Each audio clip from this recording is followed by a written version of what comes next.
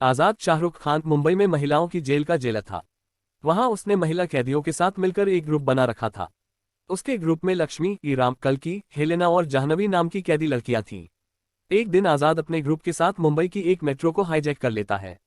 फिर वह एनएसजी की इंचार्ज नर्मदा से नेगोशिएट करता है और कहता है कि यात्रियों को छोड़ने के एवज में कृषि मंत्री को उसे 40,000 करोड़ रुपये देने होंगे। कैली गायकवाड़ नाम का आदमी वेपन्स का बहुत बड़ा डीलर था। उस मेट्रो में उसकी बेटी आलिया भी थी, इसलिए वह भी आधे पैसे देने के लिए तैयार हो जाता है। जब आलिया आजाद से पूछती है कि यह सब क्यों कर रहे हो, तो आजाद बताता है कि इस पैसे से वह 7 लाख किसानों के कर्ज माफ करवा देगा। जब कैली और कृषि मंत्री की तरफ से पैसे आ जाते हैं तो आजाद सब किसानों के बैंक अकाउंट्स में उस पैसे को ट्रांसफर कर देता है। जाते जाते आजाद आलिया को बताता है कि उसका असली नाम विक्रम राठौर है।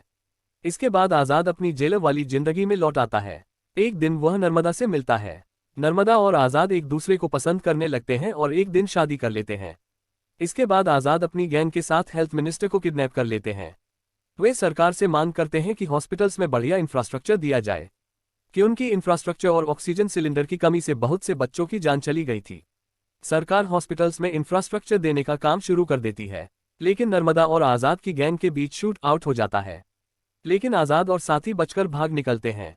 एक दिन नर्मदा को आजाद की असलियत पता चल जाती है।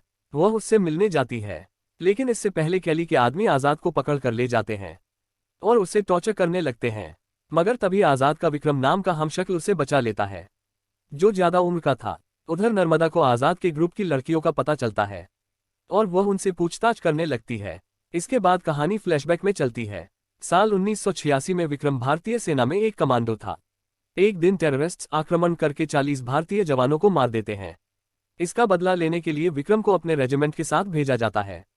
वे सब टेररिस्ट्स को मार गिरते हैं, लेकिन विक्रम के बहुत से साथी मारे जाते हैं क्योंकि उनके वेपन्स खराब थे। ये वेपन्स कैली ने ही सप्लाई किए थे। विक्रम कैली की शिकायत कर देता है, लेकिन कैली विक्रम को केस वापस लेने के बदले मोटी रिश्वत की पेशकश करता है। लेकिन विक्रम उसे झाड़ता है और इस ऑफर को ठुकरा देता है।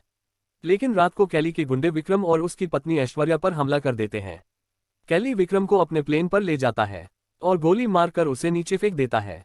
इसके बाद ऐश्वर्या को 3 पुलिस वालों की हत्या के जुर्म में जेल भेज दिया जाता है, लेकिन वह प्रेग्नेंट थी और जेल में ही वह आजाद को जन्म देती है। जब आजाद 5 साल का था तो ऐश्वर्या उससे कहती है कि अपने पिता विक्रम को निर्दोष साबित करे और उन पर हुए जुल्म का बदला ले। इसके बाद ऐश्वर्या को फांसी की सजा दी जाती है और विक्रम को देशद्रोही घोषित किया जाता है। इसके बाद कहानी में नया मोड़ आता है। वास्तव में विक्रम जिंदा बच गया था। उसे कुछ आदिवासी लोगों ने अपने साथ रख लिया था, लेकिन कैली के हमले से उसकी याददाश्त जा चुकी थी। अब 30 साल बाद विक्रम को आजाद के बारे में पता चलता है, जो रॉबिनहुड स्टाइल में देश की सेवा कर रहा था। कहानी फिर से आज के समय में आ जाती है। नर्मदा को भी आजाद के पास्ट के बारे में पता चल चुका था। अब वह भी उसकी सहायता करना चाहती थी, लेकिन ईरानी नाम की टीममेट वास्तव में कैली के लिए काम कर रही थी। वह अपने गुंडों के साथ नर्मदा और आजाद ग्रुप पर हमला कर देती है। तभी आजाद वहां पहुंच जाता है और भगदड़ के दौरान ईरानी मारी जाती है, लेकिन इस हमले में आजाद की दोस्त लक्ष्मी भी शहीद हो जाती है। एक दिन इलेक्शन आते हैं और कैली भी चुनाव में खड़ा था। आजाद अपने ग्रुप के साथ उसके काफिले पर हमला करता है और उसके पैसों से भरे कंटेनर चुरा लेता है। कैली उस पैसे से वोट खरीदने वाला था। साथ ही आजाद इलेक्शन में इस्तेमाल होने वाली वोटिंग मशीन्स को भी अपने कब्जे में ले लेता है। लेकिन इस दौरान कैली के गुंडे विक्रम को पकड़कर अपने साथ ले जाते हैं। तभी आजाद एक वीडियो जारी करके सरकार से डिमांड करता है कि हवा और पानी को प्रदूषित करने वाली 253 फैक्ट्रीज को बंद किया जाए। सरकार ऐसा ही करती है। तारांकन। तभी कैली को आजाद की लोकेशन का पता चलता है, जो कि जेल होती है। वह अपने गुंडों के साथ आजाद पर हमला कर देता है। वहां जमकर लड़ाई शुरू हो जाती है। अंत में विक्रम कैली को फांसी पर लटका देता है और इस तरह अपनी पत्नी और खुद के साथ हुए जुल्म का बदला पूरा करता है।